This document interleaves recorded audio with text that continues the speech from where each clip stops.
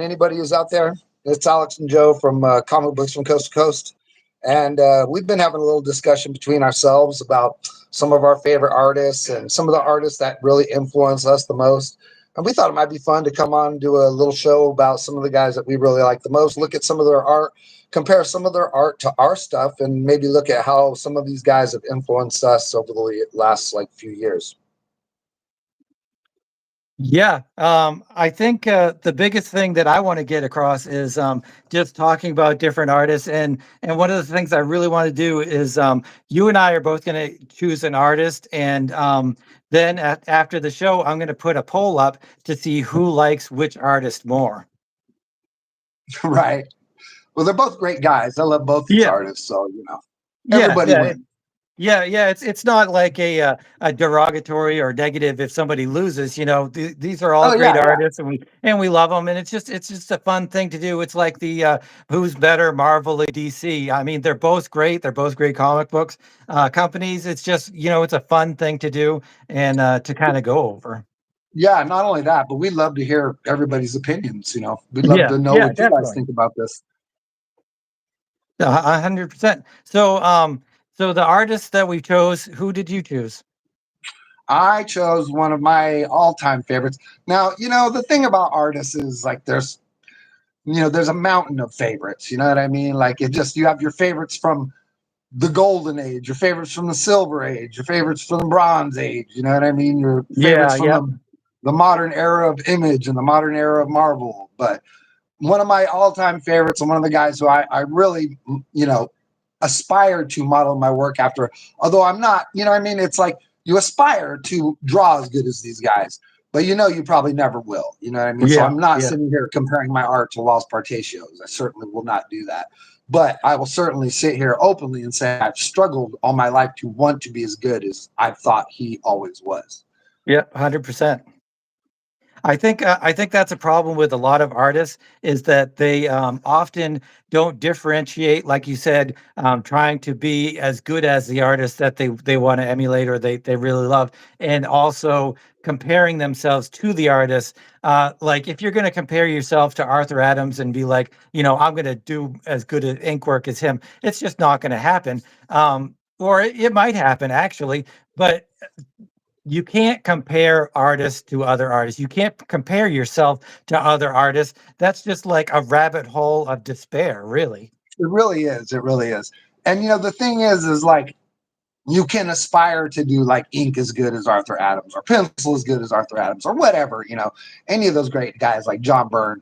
Those guys, they have that, like, they do that whole, like, well, they'll block out the whole area, like when they do perspectives or whatever. Have you seen like those Arthur Adam bits where he'll just like, it looks like a blue graph paper or whatever, and Yeah, he'll just lay it yeah, all out like, and it's just so wild looking. And then he'll draw just this insane detail on top of that grid. You know what I mean? It's just like, it just seems so incomprehensibly difficult. Like, who could ever get to a spot like that naturally, without being some sort of like drawing overlord? You know what I mean? It's like, yeah, I mean, like, that would be fascinating to watch him do like a full, like one of those pieces that you see in his sketchbooks or whatever, that just look mesmerizing. You just fall into them or whatever, you know what I mean? I wonder how long they yeah, take him. yeah, And it's like yeah. you could aspire to draw like that or to ink like that, whatever. But like you as an artist can never look at it and say, oh, I've reached that point now. You know what I mean? Like it always has to be like for another person to sit and look at it and be like, oh gosh, he's almost as good as this, or he's reaching this Right. or whatever. Yeah, yeah, yeah. It's like, have you ever watched a video of Bill Sienkiewicz working? I have a few times, yeah. And he has like a his ink, and he's got like this spray bottle of bleach or whatever, and then he just does all this crazy stuff, and you're like, what did he just do? And it, like at the end, it's just like this magical thing happened where he just comes up with amazing art, and it's just unbelievable. He would have to really slow everything way down for me to understand any of it. Yeah, because for those guys, it's so instinctual. Hey, quick shout out to the 10 people who are watching right now, and just want to say thanks Yeah. for tuning in Yep. and thanks for watching. And if you have any questions or if you have, anything you'd like to say, any comments, like any of your thoughts about these artists, we'd love to hear from you guys.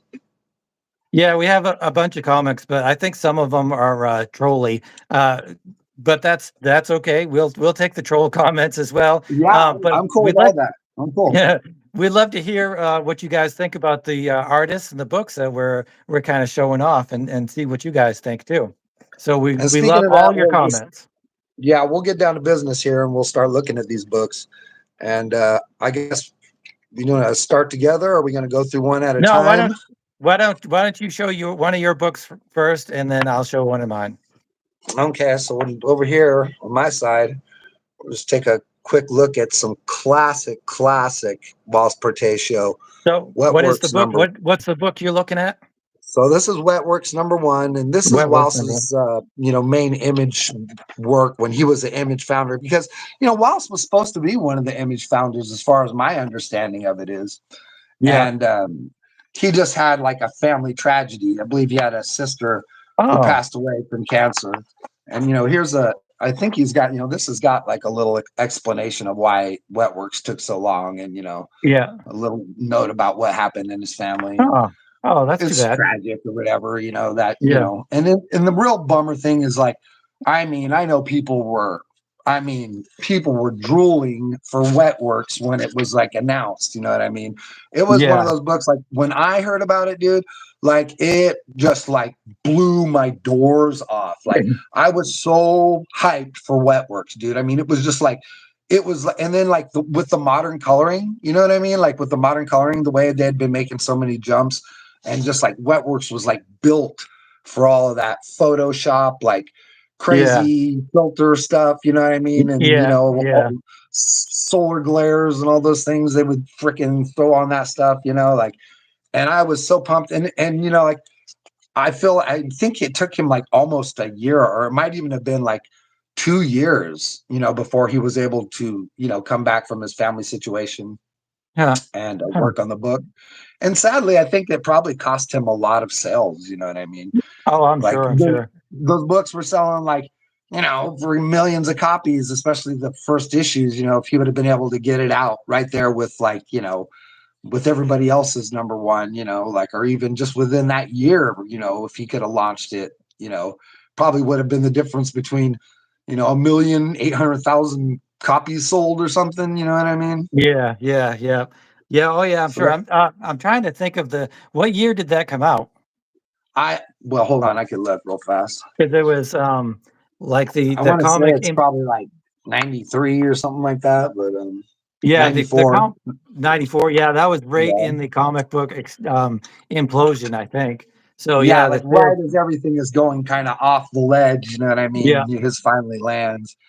So it's too bad because yeah, it's yeah, yeah, it is too absolutely bad. gorgeous. Like, I don't know if you guys are familiar with the story, but Wetworks was about like, it's a Team 7 story, which is like Homage Studios, sort of like, ultra commando unit for the military. And they were all made into like parapsychic people through experiments or whatever. All right. And this is like Team 7. This is like the third Team 7. I want to say, I think there was Team 1, Team 7, and then this is the second Team 7. Huh. And it's being led by Dane, who is one of the original members of the original Team 7. And Team 7 is like all the parents of the people from Gen 13. Oh, okay. Did you That's not know cool. that? Did you not read No, all I didn't those know. when they came No, out? Yeah, so I haven't Team read 7, most image I'm sorry, stuff. go ahead. I Yeah, haven't Team 7 was really the read. paramilitary. We're being terrible right now. Team 7 is the paramilitary unit that, they get put through like a series of, they get sent into like a doomsday mission where they're supposed to die. And they end up getting infected by like, some sort of unknown contextual chemical or whatever that turns up all their psychic abilities, and everybody gets a psychic power, right? Like all of them get like, some of them get really strong this or really strong that, and Lynch, who is the leader of Stormwatch, he's one of them. Okay. Grifter from the Wildcats, he's one of them. All right. Dane, who is the leader of Wetworks, he's one of them. Yeah. Um, and I think the handful of other ones all end up kind of getting lost in the mix. Deathblow is one of them. Oh, yeah. Yeah. So Yeah, but that was Deathblow. So that's a Deathglow's the only like a one who doesn't get a power. Like everybody gets a that's power a but Deathglow. right. That's a company-wide thing that they had, like a intercompany thing. Yeah, like they were, I think all the studios were doing their best to sort of develop their books and you know what I mean? Like intermingle the books, like like Yeah. Witchblade in the Darkness and Cyberforce, and I mean, I guess Todd McFarlane and like probably maybe Savage Dragon were the only ones that didn't really do that. Didn't develop multiple books to go with their studios or whatever. Right, right. So Yeah, I mean, one because of Liefeld did that big time. Like he was the first one. Like he had oh yeah. what was it, Brigade and Blood Force, and like Prophet and Yeah. all that stuff. Yeah, yeah. So I don't know if did I say that directly after we stream the video, I'm going to set up a poll to see what you guys think of each of these artists, whether you like Wills Portacio or Rob Liefeld more. So you Yeah, can you you can did. put your 2 cents in. Okay, I did Yeah. that. So what is it exactly that you like about his artwork? And is it Wills Well, or Wa? Is that how you I say think his it's name? Wiles. I think it's Wow. Wiles Portacio. He's Filipino, Yeah. so it's a foreign name. I mean, dude, it's just my struggle myself is like with my art personally, I'm always like struggling to try and draw things that look like things I draw. You know what I mean? Like Yeah. I'm one of those guys, you know what I mean? So it's cool to be able to draw abstract or whatever, but man, it's the photorealism. And then what it is about, it's not even photorealism. Like that's not even the right word for It it. You know what I it's a mean? type of realism. It's like an It is a exaggerated type, it's realism. like a cartooning realism. You know what I mean? Yeah, Where you're yeah, taking, this sort of cartooned idea, but you're transposing it into a level to where it almost has this very hyper realistic, feeling to it or whatever. You know what I mean? Like it's just the level of detail he's able to get into some of these like beautiful, beautiful, freaking beautiful shots. Where just like you're just looking at, so much on the page and it everything is beautifully laid out and yeah, it all draws your eye to the right spots, you know what I mean? And all the yeah, characters are just, pointing in the right direction to give you the intonations of where you should be reading. And, you know, the faces all just, oh man, the lighting on his faces, you know what I mean? Like yeah, yeah, so amazing. Like yeah, his hair, the way his yeah, hair glows, like the hands, all these gorgeous little textures on the hands and stuff, that he creates. Like, I mean, yeah, he just he absolutely does some gorgeous. great, black spotting as we've talked Dude, about. that's the thing, And his anatomy is like so sound, but like so heavy and bulky or whatever. And then Yeah, one of my favorite things about Wells too is like these really like when he does these 3/4 perspective things, like they're so hard to do. Like I will attempt to do them in very small spots here and there once in a while.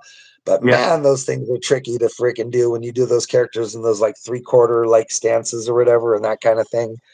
yeah, And like this right here, like this is a perfect example of like what I was talking about, how like like Wetworks was just like so perfect for all that Photoshop like color stuff that they were doing. And then even at the time, like because it's like right when like Terminator is coming out and stuff like that. And it's yeah, like everybody's super down with like the metal dudes and everything. And it's like shoot, like why have like one metal guy when all the bad ass dudes could be metal, you know what I mean? I yeah, mean yeah, it's like why have one, like look at that right there, man. That is so cool. Like even with the little blood stripe going across it like that, you know what I mean? Like what, dude? That is so cool. And yeah. you'll Hey, see me rip that off a lot. Like I'll rip off like doing the face, like doing this, and even like these like little like cut up piece of paper, like looks like it laid on top of it kind of panel thing he does right there, yeah, like yeah. I'll rip that thing off a Hey, lot. does he do is he the inker? Is he the penciler and inker? No, Scott Williams, man. Scott Williams did the inks? Yeah, Scott Williams, dude. He's the guy, like Scott Williams is what I think, he's like the underlining tone. I mean, just look at that.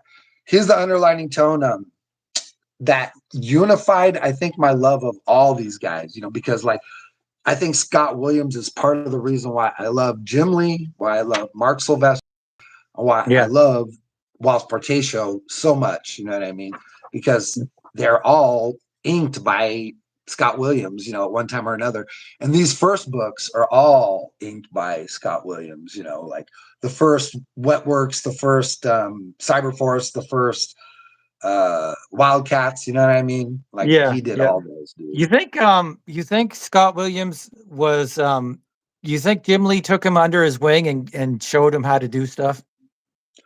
Well, I mean, I don't think that is necessarily what it was. I think Scott Williams just had it on everybody else when it came to his innate ability or whatever. And he Yeah. probably learned from somebody, from an older generation. Dude, like I love that face right there. I think Yeah. that character's name was Grail. Man, I just love the face. Like that is so cool. The hair, that is just so cool to me. But yeah, I think because because Jim Lee, he inks very different than Scott Williams, and You I think so? honestly I think that's why he kept Scott Williams on board all these years because he just elevates Jim's work. He elevates everybody's work that he touches. Yeah. Yeah. Well, One he of the did best. penciling too, though, right?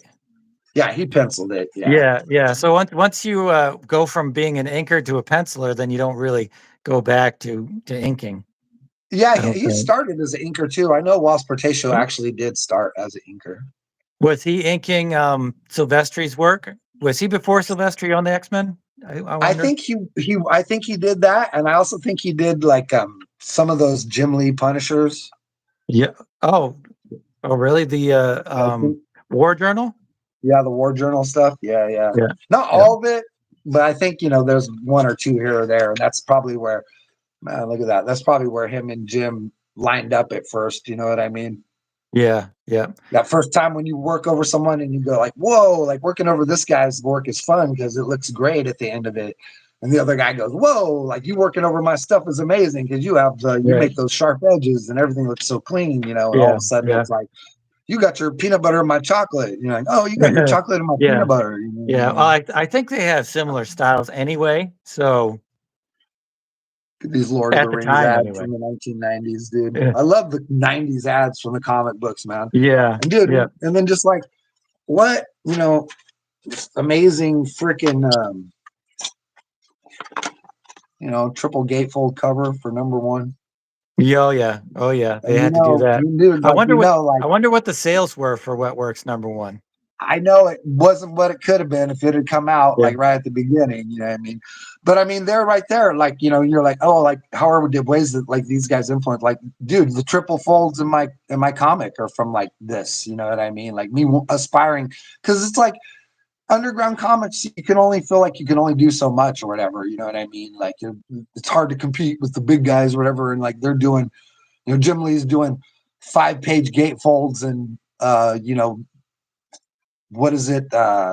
All-Star Batman and Robin or whatever. yeah, And it's yeah, like, yeah, dude, like I want to do that. You know what I mean? I want to do yeah. 5-page gatefolds in my comic, but like, it's impossible to find a publishing underground unit that could do that kind of stuff, like, and I asked Comixology, I asked Comics Wellspring, and no one could do 3-page foldouts. So I was just like, screw it. I'm just going to do, I'm just going to print them myself and just slide them in. You know what I mean? Because like, you aspire to be able to do stuff on this kind of scale and show this kind of level of like creativity or whatever, even as an Right, underground artist. right. All right, All so right, let's take a why look don't at some of that Reinfeld now. yeah, yeah. My guy is Rob Liefeld, which everybody knows, and he's a little bit more controversial than Portatio, because I think everybody agrees that Portatio is awesome. Even if you don't, love his work or whatever, you can still realize that he's an amazing artist. Whereas Liefeld, a lot of people look at it and they're, some of his stuff, especially the that Captain America chest is comes to mind specifically, but even a lot of his other work where people are just like kind of turned off by it. I Are know, you? like I don't always understand why people are so brutal on Rob Liefeld, to be perfectly honest, because he's a pretty good artist, man. I mean, he's He really is. actually very good. He is, and he is really he not only is he really good artist, but he's that probably isn't his biggest strength. I think his biggest strength is innovation and character creation because I think some of the characters that he's created are obviously maybe the best characters of all of the Image comic books that came out. Is probably maybe Spawn's the most popular, but like, is he more popular than Deadpool? I know Deadpool's not an image character, but uh, you know, he's a great character creator, and you can't take Oh, that away from him. he absolutely is. Oh, hey, shout outs to Barry Barry for real saying, that Wetworks was a cool comic because, you're 100% right, bro. Wetworks was amazing. Yeah, But yeah. yeah, I think Hawk and Dove, it's a really like strong example of like someone just coming out of the gates. You know what I mean? Like, because he just like he draws the heck out of that book, like and he already looks great. And I think this is his very first book, isn't it? He did an independent comic. I was Well, just that's gonna what I mean. discuss I know that. he did like that stuff over at like Megaton or whatever it is, or Did something he like work at that. Megaton on Megaton? I know he was supposed to take over. What was it? Deathhawk. I think he was supposed to take over this indie comic, and I can't remember actually which one it was. Oh no, it was one of those Silver Wolf lines. It was like um, oh, what's the guy with the blade that comes out of his wrist? Um, Grips? Grips. Yeah, I think he was supposed to take over an issue of Grips, but then he That's went to wild. he I've either never went heard. to DC. Yeah, yep. They even like promoted they promoted it like this new artist is coming on the scene, and he's really great, and he's going to have a really big impact on the book. But then he never probably, which is probably really good for him because that Silver Wolf people really kind of screwed a lot of his artists. But let's look at Hawk at Dove number one, because I believe this is his first DC work, and you can see that he's not Rob Liefeld yet. He's just your run of the mill artist that DC found, and it's very odd that he became an artist for DC over Marvel, because Marvel was really kind of known for finding the talent and really grooming the young artists instead of having just these established artists like George Perez or whoever doing their work.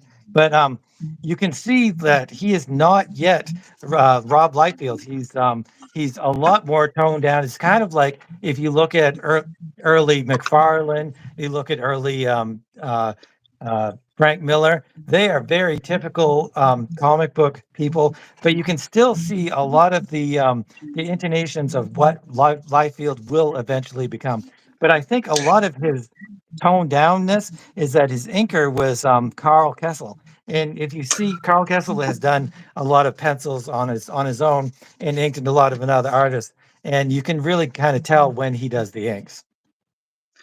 Well, also that, and and he's really being. I mean, he's kind of like I say. You could just look at this stuff and just see he's just like charging out of the gate, dude. Like these are all so great looking, but at the same time, it isn't the Liefeld we know because he hasn't had No, the no, shackles taken off of him. no, You know what I no. mean? Like he's still clearly having to work within the constraints of like you know 6 panels a page, 5 panels a Right. page or whatever Yep. kind of thing. Yep. Probably sometimes upwards of 8 or 9 panels in a page. Yeah. I don't know And how I don't know how limiting DC's editorial staff was. I don't know if like Jim Shooter really had a stranglehold on, like you said, the 6 panel grid or whatever. He kind of had a stranglehold on their creativity a little bit, whereas I don't know if DC had that kind of stranglehold. yeah, I want to say they probably were pretty like, like strict with that stuff, what I mean? Yeah. Having it be like, oh, mid shots, mid shots, mid shots, dude. You know what I mean? Like middle shots, middle shots, middle shots, because that's what you're really getting the most of, you know what I mean? Yeah, Like yeah, I it's can't put true. my It's finger true. on your comic book over there, but it's like you just see like everything is middle shots. He's It trying to squeeze it in, is. some full figures here and there, because that's what because really that's kind of what draws people's eyes is the full figures. And you get a lot of kids who are learning to draw, and they also like the full figure stuff because you're trying to get as many drawings of heads, feet, Yeah. arms and legs that you can, because everybody learns by copying at first. So that's kind of the thing, one of the things that makes these guys so popular to comic book fans and people who aspire to be comic book artists, because you get a lot of great original looking shots of the characters, their legs looking really awesome and in heroic poses, arms in heroic poses. And he's really, I mean, look at that character, flipping right there in the panel where your finger is right there, Here. the Yeah. third one. Yeah, you know what I mean? Like just a little bit more and he's busting the panel with that like he would in Yeah. Yeah. in Totally. Totally. X-Force or something, like Yeah. he's so close already. It's just Yeah. right there, Yeah. There's Yeah. and he's working on Hawk and Dove for God's sakes, like that's not exactly the type of thing you could just be like, oh, like I'm going to be Right. doing the most dope Hawk and Dove story ever. I mean, it's Hawk and Dove, that's climbing a Yeah. mountain in itself. Yeah. That there's definitely some certain aspects of his art that you later see on uh, Liefeld art, especially his faces. There was one in particular that I got off of. But yeah, you're right. Like this page here, it totally would have been this big would have been big. This would have been the money shot, and that would have been huge. And this probably would have been busting through the panels over here, and this would have been a little bit more three dimensional. A lot of this is lacking Yeah, three dimensionality. instead of that being 5 panels, it would have been like 3. You know what I You would mean? have Or been like three. Would have been three. like Yep. one little one and 4 big ones or something. You know what I mean? Like, Yeah. Yeah, yeah, totally. Um, but the faces here's where I'm really thinking the face definitely is what Liefeld is going to be known for, and also the pose here. I really think that this was done in 1988, by the way, and I really think that he was he was influenced, I think, obviously by McFarlane, what McFarlane was doing at the time, and Michael Golden and Arthur Adams. I think those were probably his biggest influences at the time. I don't know that for sure, obviously, but you can see in the art that all of these with the really thin ankles and the here's another typical Liefeld kind of look. well, I don't know if he's influenced by McFarlane because I think McFarlane just been in the game for just a few minutes at this point too. You know what I mean? Like I think he's No, just like, has no, he been no. doing Spider-Man already No, for a while? he was Or? doing well. He did the Incredible Hulk, which was his first work, and I'm not sure, but I think that was in like 80, 84, 85. Yeah, because 84, 85, maybe 83. Because Hmm. I know that in 85, that's when Dark Knight came out, and so it was probably being made in 84. And McFarlane has said that he actually inked a few Right. pages of Yeah, that. that he the pages with the old bag lady or whatever. Yeah, Like, yeah, yeah. yeah, I've heard So him say that too. I'm thinking that 80, 84, 85, 86, he was doing the Incredible Hulk. If anybody knows differently out there, let me know. Uh, Well, you know what I but think? I feel like his stuff. I feel like he was really like Michael Golden for sure, and I feel like John Byrne. I feel like it's like yeah, the cheekbones. You know what I mean? It's like him and Jim Lee both start off like with those like weird John Byrne cheekbones or whatever. Like everybody. yeah. I feel like at that time, like I feel like that time you were either John Byrne or you're a George Perez or you're Neil Adams. You know what I mean? Yeah, yeah, exactly. And that's kind of what the companies wanted. They wanted people to kind of clone the popular stuff. But I Yeah. think this page is classic. What Rob Liefeld is going to eventually become. Later on, his figure would have been much bigger, and probably he would have lost a little bit of this foreshortening, I think. But and less backgrounds. That's another thing that even from the very beginning, his backgrounds really were very, very sparse. A lot of action lines and stuff like that, which he never really recovered from, and that's kind of too bad. But I do think I don't think he gained dimensionality so much as. But we'll look at that. We'll look at some of his other stuff. But Do you have X-Men, some X-Men portatios there? Yeah. I'll pull out an X-Men real fast. Let's pull a classic one out here real quick. Hang on. Oh, how about this guy right here? Anybody remember Oh this yeah. cover? Oh yeah. I think that's his later stuff on the X-Men. Yeah, I What think you're number is right. that? It's 289. 289. Yeah, so he's after Silvestri. I really feel like he had a look that was very Silvestri like in the beginning of his career, and which makes sense. As I was saying, I think the companies had brought in new artists to kind of emulate the popular previous artist. Dude, like those fabric folds, it's so Silvestri right there, you know what I mean? Yeah, But then yeah. like, because you have like a guy like Scott Williams unifying their look, you know what I mean? So it really like He's not brings inking it, that. Yeah, Who ink? doesn't Scott Williams ink this? I don't think Yeah, so. dude. Who? Yes, right there, man. Scott Williams. Look Oh, on here the we go. inside cover and see if that's who did the Well, inking in he the definitely interior. did the cover for Because sure. there's an Al Williamson too. No, that's Scott Williams on the cover for sure, man. I mean, that's his signature. I'm used to seeing it. But no, I don't know where the indicia is on this thing. Oh, wait, no, there it is. Because I think he's Yeah, too it's Scott young. Williams, dude, right there. Scott Williams. Oh, see, I thought Scott Williams was a lot younger and didn't get in there.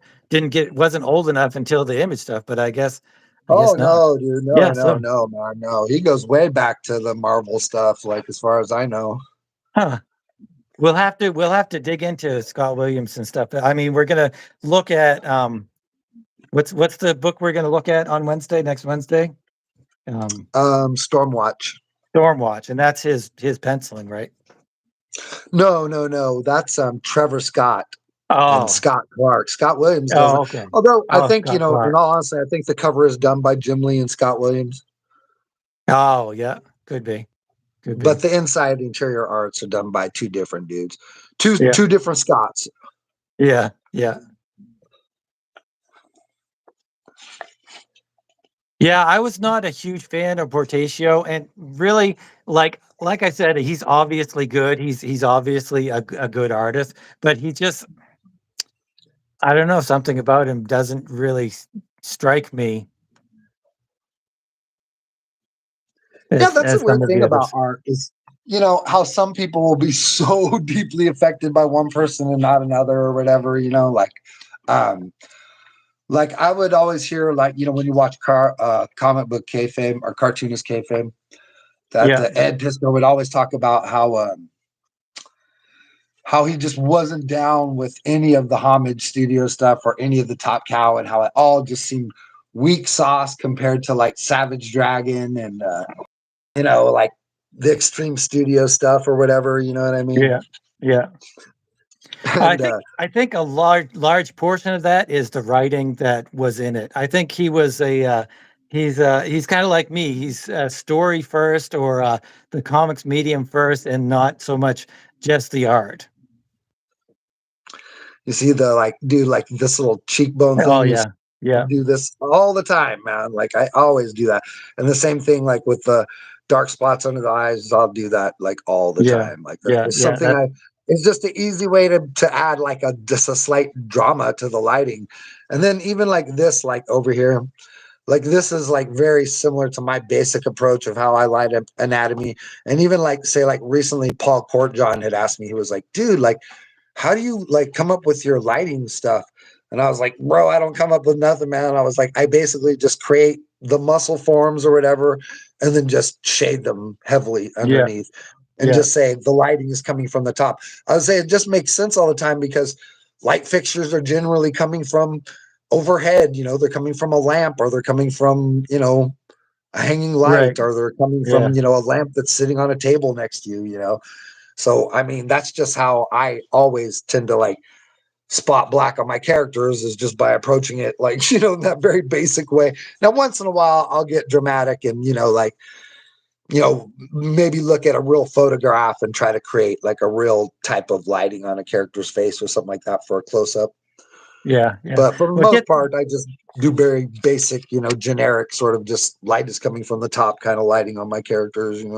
Right. What gets me is the difference is it's the lighting and black spotting, but really when you have the black spotting underneath all of the objects or whatever, and that is pretty basic, but then it's how you get from the dark underneath to the light with the hatching. Like there's so many different ways to do it, and yet there's so few ways to do it, but there's so many different styles to do it. Like you look at that and then you look at somebody like the Kubert brothers and they have like a little bit more of a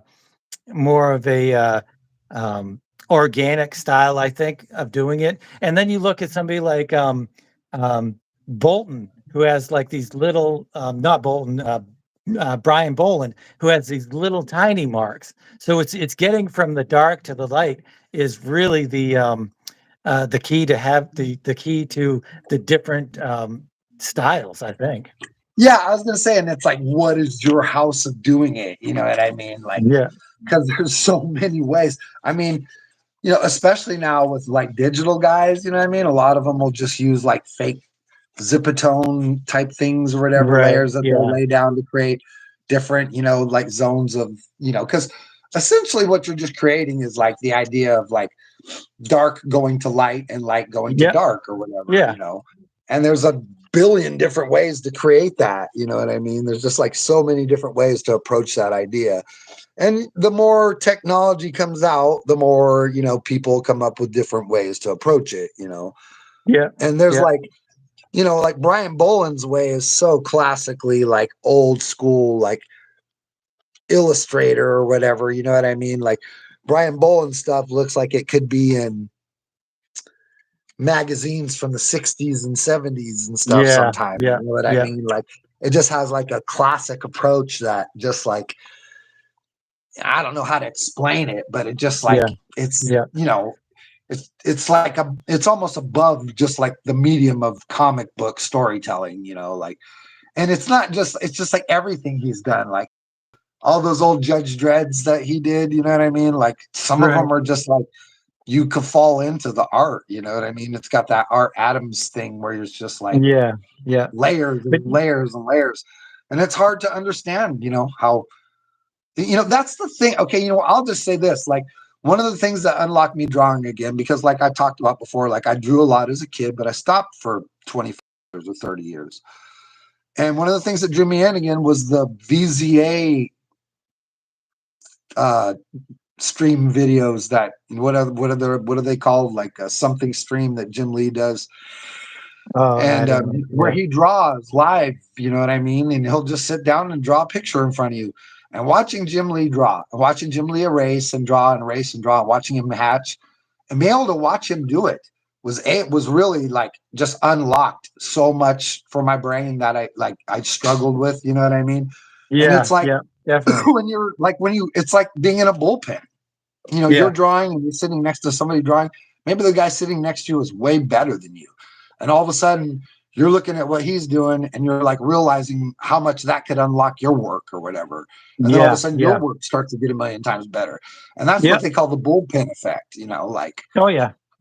but most of us artists don't get to experience that really, you know what I mean? Because we're Right. all working in our little isolated zones.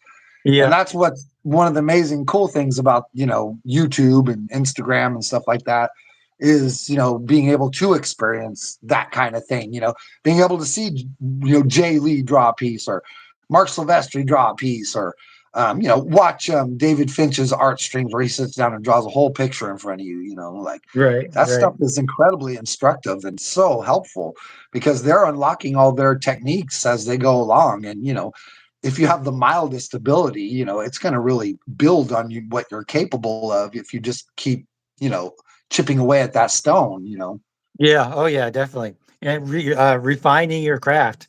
Yeah. Yeah. Figuring out what you like and what you don't like. And I think let's switch to more Rob Liefeld, because the cover of this is really kind of what we were talking about with the light sources and the black spotting stuff. There really isn't a whole lot of it here, but there's enough to be able to tell that the light is coming from the bottom, and the blacks, you have the blacks on the top, and just the whole design of the cover is very like, where's your eye going? But also, you can see that his feathering going from Hawk and Dove, which I think that he did 2 issues of this, and I think he went right to the New Mutants.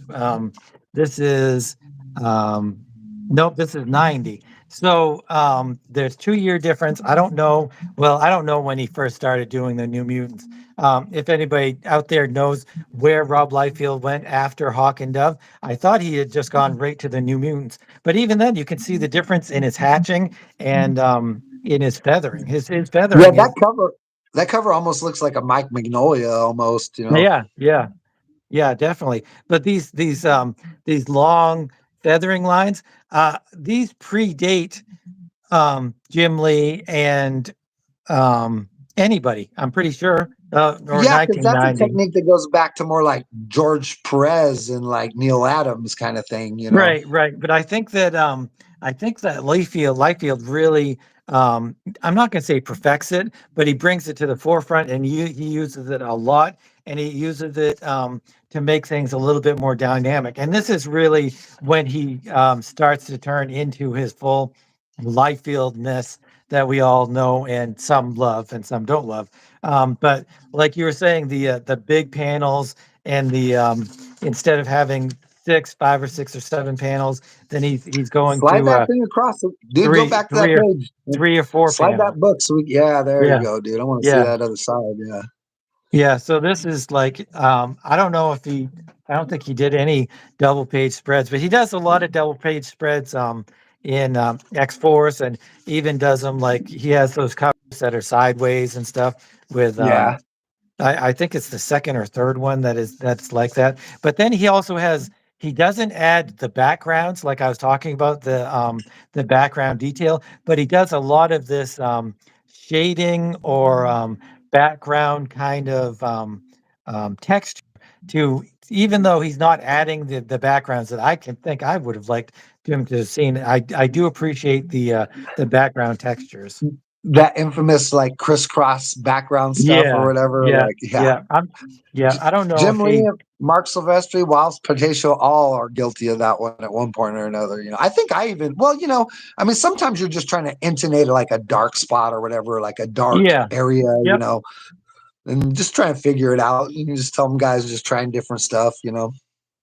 But it also might be, like I said, the inker. This is Hillary Barta doing the inks, whereas compared to the Carl Kessel that was doing the inks here. So maybe if Liefield's pencils were a little bit more like that. I don't think so. I tend to think that his style changed and just his whole way of doing things changed, and the inker just kind of followed. But I don't really have any kind of proof of that. Well, I mean, I think those kind of things are like a natural sort of organic evolution because, like, you're not always going to get to pick who inks you, you know, Right. No, no. especially at the very beginning of your stuff. I mean, certainly, you know, as you go along and get more and more, you know, infamous or whatever, maybe you can get to that point, you know, and just be like, I want Al Williams, you know. Right, right. Yeah, I like this page. I feel like this is um, some of his like it's not doesn't have that texture and stuff that he's usually known for. So I think Yeah, but at the maybe same time, dude, just like that's like super patriot right there, you know. yeah, yeah, yeah, definitely. You know what I And mean? the whole big money shot panel Or or not that super makes this patriot, exciting. die hard. That's what I'm thinking of. Like that's Die Hard from like Youngblood or whatever. Oh yeah, yeah, You know what I mean? Like that's total Die Hard right there. Like that's yeah, exactly how he is in every drawing of him. yeah, yeah. So and you've got I mean, you can't really say some of the lines that like whether or not the lines are bolder or not, like that totally could be the anchor, but I kind of feel like it's him because Ah, even later on, his lines watch, are often go bolder. back that page. Go back to that page again. Yeah, like man, see that line at the top there, dude? Like I don't think that's very Rob Liefeld on the top of the leg. Right here. Yeah, dude, I don't think that's very Rob Liefeld line at all. You You know don't what I think so? mean? Like it's not like that's. I don't. I'd have to go back and look at his stuff, but I don't think it's very like that's not even very smart inking in general. Like generally speaking, like the ink lines get lighter where light hits. You know what I mean? Right. And light Right. is Right. always hitting from the top of a surface and going down. So you should Yeah. never really see an ink line as heavy at the top as it is at the bottom. You know what I mean? Like Yeah. structurally, Yeah. Yeah. There's not a lot of black spotting in these books either. It's not a there's lot not a of. ton of hatching on the character yet either. You know what I mean? No. Like, No. A little bit on the face, like Mystique here and stuff. yeah, But yeah, it's a the dash, black spotting here, especially that this would have been a great way to like he does it a little bit, has a little bit of the shadowing and shading and stuff. But this totally Yeah, could have been a great light source kind of thing. And this is a double page spread, I believe. Yeah.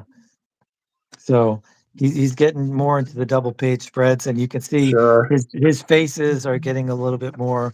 I also think he's getting a little bit looser with his art and penciling faster, possibly. He's definitely getting more interesting camera angles at this point. You know what I mean? Yeah, Like he's yeah, definitely not just stuck in the whole like, oh, middle shots, middle shots, middle shots. You know what I mean? You see him doing a exactly, lot of exactly. pullbacks. He's doing a lot of close ups. He's doing a Yeah, lot of big shots. Like a lot of those But there's like what I was talking about right there, like that figure in the upper right hand corner with those super long legs or whatever. yeah, And that yeah, very tiny torso. You know what I mean? yeah, Like yeah, like that's cool to see that present this far back because like that's the Rob Liefeld that I really like. And the more he starts to draw that out of his figures, that's when I start to really appreciate him more. Because you don't see that much of that yet. You know what I mean? Like the way yeah. that figure looks right there, that See, might be the first time I've seen it. You know what I mean? I like this. I like this figure. I think this is really nicely done and really shows a lot of movement and stuff. And this guy, but I'm really kind of, this is even okay. This is all right. But some of the later on stuff where he does the same similar pose, but it's not as good. And I think that might be Inker. I think Yeah, the you never Inker adds a know. little bit to it. I know that later on too that he used a lot of assistants. You know what I mean? Yeah. Yeah. And this hatching, sometimes that hatching in the background can be too much. Like I don't think these hatchings needed to be there at all. And I wish it was a little bit more organic. Some of his hatching I just wish was a little bit more organic. That's a cool one right there. Of the blob. Yeah. Yeah. Yeah. But it's not hard to see why people were, why this book started to take off right when you got his Yeah. hands on it. Yeah, yeah. He's got lots of energy. There's definitely this energy that he puts into all of his books that you just cannot deny. I mean, everything is so loose and fast, and it's energetic and it's fascinating to look at. It's not boring whatsoever. That's You one know thing what you else can say too? about Liefeld. It's not boring. You know what else too is that I think he just kind of brought back a little bit more element of like cartoony fun to the story. That Bill Yeah. Sienkiewicz Yep. had just sort of turned it into a haunted house story. You know what I mean? It was like Right. all the Bill Sienkiewicz stuff was like really kind of like a more horror oriented sort of like X-Men or Yeah. whatever. Just and like Raphael Liefeld brought it back to being more like a fun cartoon. You know what I mean, kind of thing. Yeah, yeah, yeah, definitely. He definitely brought more fun or more. I don't know if fun is the word because he certainly the stories are a little bit darker and a little bit more militant. Exciting might be more Yeah, it's just like he's just got more of a Chris Claremont level of like interesting. things happening or whatever, like. Yeah, yeah, But yeah. we're getting close to an hour. Like, did you want to like maybe show some of your art and show like what maybe things like you felt like Well, maybe Lodfeld influenced you in or anything? sure. I don't think that he was a big influence on me. Um, I don't know if you guys think that, if you can see any kind of influences Hold it up of to the Liefeld camera a on little mine. bit, dude. Like, pick that up and Um, hold it up to your phone a little, dude. Like that. No, I definitely see. Well, yeah, what? you see That some? definitely reminds me of his Stephen Platt. See, I don't know much of Platt at all. I think I have just Well, so you know many. why, dude? Like it's those thighs, man. It's those quads, dude. Like Yeah, Stephen Platt would draw those crazy huge quads, and he would yeah, draw those massive like uh freaking side freaking abs like your guy has right right, there. He has those huge like side abs coming off him. And it's like so Stephen. And like we had talked about right before the show, there was like this element where like all of those dudes that were like their mentors, they came in and kind of almost usurped their mentors. Where like Stephen Platt came in under Rob Liefeld, but became more popular than him. Like J. right, Scott right. Campbell came under Jim Lee, but became more popular than him. Michael Turner came in under Mark Silvestri, but became more popular than him. And then all those three big guys, you know, Mark Silvestri, Jim Lee, and freaking Liefeld, they all started to draw more like the guys that were more popular than them. You know what I mean? You're right, right. So this is a good I don't know, topic or whatever. But I was talking about the different inkers for Rob Liefeld. Like this is inked by Bill Renfro, who did the Mutandis, because it's Mutandis from the Random Accesses, and he did the inking for this. And so much of the inking on this is completely different than any of the stuff that I would have done or have done. It does Just have like a the slightly different quality of your like some of your normal stuff, yeah. Because your stuff it's has more of a French line to it, you know, and you can tell yeah, this yeah. guy's doing something more, you know, like along the black spotting and all that kind of thing, you know. Yeah, yeah, and his cross hatching, like I don't think I ever did cross hatching like that in my whole life. This is more the like the light field kind of thing. Definitely, definitely. I've never seen this. That's cool. Do you have the originals for this still? No, no, no, I don't. This was because this was Too bad. done originally back in '92. Ah, okay. So, and this is a reprint. The cover I did, but then all of the other stuff, the interior stuff, is That's Bill super did cool. the inking. So Well, what's the kind of this stuff is a you have? cover I did for Soaked in Blood, you know, a while back. I don't think this has actually come out yet. I think No, he's like gonna print this at some point in the near future. yeah, But you know, I honestly kind of felt like this kind of was like a little Rob Liefeld-ish when I did it or whatever. I'm not sure if it was just like the face close up thing or whatever. Like, but it just had a slightly more cartoony vibe than I normally go for. You know, like I try to like I don't know, like keep things a little bit more grounded, I guess. But yeah. I just went a little bit more fantastic with this because uh, I love that that was like hand, dude. that was I kind of love like what that hand. Nathan intonated. Thank you, man. I appreciate that. Uh, but yeah, you know, like when I did this, I kind of felt like it, like you know, kind of had a little bit of a like Rob Liefeld vibe to it or Yeah, whatever. You yeah, know what I mean? yeah, I just thought I'd bust this guy out real fast. yeah, yeah. One of the things that I can say that was really Rob Liefeld looking ish that I've done recently is the Crom bat people are super Rob Liefeld looking. I think so too. You know, just Crom himself, the way you did it has a real like Yeah, Rob Liefeld, especially that shot where he's chopping off the bat guy's head or whatever. right, right. Oh You yeah, know, that yeah. you did The that big final splash scene. or whatever. Yeah. Yeah, yeah.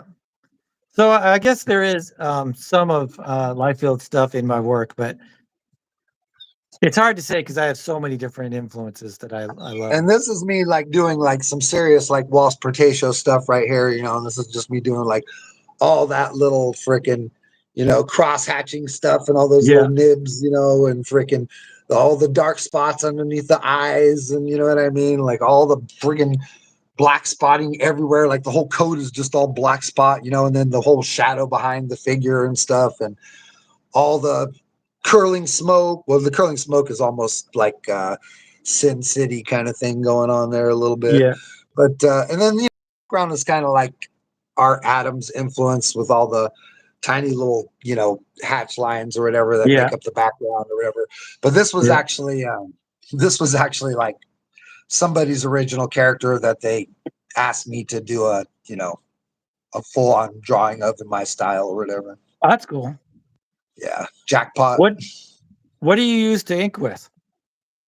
Um, Rapidographs, and then I also use like R- the Hunt Rapidograph, like 102. I also oh have yeah, like this is this is a ooh, this is like a Windsor Techno liner, and then I have like a handful of like different like nibs or whatever, you know what I mean? Freaking, yeah. but they're from like Japan, you know, they're like manga nibs or whatever. And Huh. some of them are, I don't have any right. Like, yeah, here's one like right here. So you do a lot of pen stuff and not so much Here's brush. one of these guys or whatever. No, Yeah, I mostly no. I don't really detail with a brush. I'm not really yeah. well, not that talented or whatever. But you know, this is another one I use or whatever. That's the Hunt 102. But and then I also use the you know, probably my favorite one is the let's see, I got it right here. The number 3 rapidograph, you know, it's probably what Yeah, I use the yeah. most. The That's what number I 3 and use. the I number use 1, you know. I use point 0.5, point 0.1, point 0.3, point 0.5. And then I use the India. speedball. Yeah, yeah. Cool, cool, That's awesome. pretty much my magic ingredients. Yeah. Do you ever do any digital stuff? I do the digital coloring, but I don't do any kind of digital drawing or inking. Sometimes I'll like I don't know why I'm putting this. This is not it, but like sometimes I'll do like gray wash on type of things to try and give it like a touch of a zipatone vibe, or like just to kind of give it like you know, like to help control the values a little bit more. You know what I mean? Yeah, Like if I've crosshatched, you know, sometimes I'll gray wash out of the crosshatch into the light point or whatever. You know, just to kind of give it like a slightly more, because like you know when you come like when you're really good at doing that gray wash stuff or adding the grays to it, it just it sometimes you know, like the guys that can do that really good, like Olivier Coipel or like who's the other guy I'm thinking of, Travis Charest. yeah, You know who that is? yeah, yeah, Dude, like those guys blow my brain apart, and like yeah. they don't work digitally so much as they just work with like pins and gray wash. You know what I mean? But their stuff almost looks as good or better than the digital guys sometimes. You know what I mean? Right, right. So I mess around with that a little bit too. Cool, cool. All right, so yeah, we're up to an hour pretty much, and so like I said, I'm going to add a poll up on YouTube and Instagram, and you guys can vote for who you like better, Will Sportacio or Rob Liefeld, and I want this to be the first of many, and make it into like a brackets thing where whoever you guys vote for that will be the winner of this, and then we'll do another couple artists and you'll vote for them, and then we'll have the winners. Maybe we'll look at if Portacio wins, we can look at Portacio and whoever, whether it's Silvestri or Jim Lee or whatever. So, Yeah, and what we'll do, you know, is we'll both get copies of the same books, so we could more like cohesively go over every page and all the oh different yeah, panels yep, and the art and all that kind of stuff. oh So, yeah, like, if you guys are interested in that, just let us know your opinions on it, because we both really love both of these artists, and we both got tons of the material, and both deep dive into this stuff, and we'll all just talk comics. yeah, yeah, definitely. And if you're new to the channel, consider subscribing and hitting the notification bell and all of that cool jazz. And most importantly, Thank you though, to leave a everybody comment. yeah, thank you to everybody that came and watched today, and thank you to everybody that left a comment for us. Thank you to everybody that left a like. If you guys are cool enough to like, follow, and subscribe, and watch these videos to the very end, it's going to help us push these videos out to other people like you guys that look at comic book stuff and dig on comic book stuff. And we're all just trying to get our stuff out in the world and get to know everybody better and talk cool comics with you guys. Yep, yep. And one last thing, you can check Random Access out at patreon.com/Alexander Turbin, or you can go to my website, alexanderturbin.com, and you can pick up the Random Accesses and or all of my other work. And you could check out my comic book, Six Lords of Sound, and get copies by DMing me on Instagram at my Instagram, Awfully World, on Instagram. All one word, AWFULLYWORLD. Awesome. And I'll try to put that into the comments, not the comments, the um description, into the description. There we go. Oh yeah, dude, no worries at all. And thanks for coming in. Thanks for checking us out. This is Comic Books from Coast to Coast with East Coast Alex and West Coast Joe. We hope you guys all have a really great day. Yep. And as we always say at the end of our video, keep on creating. Peace.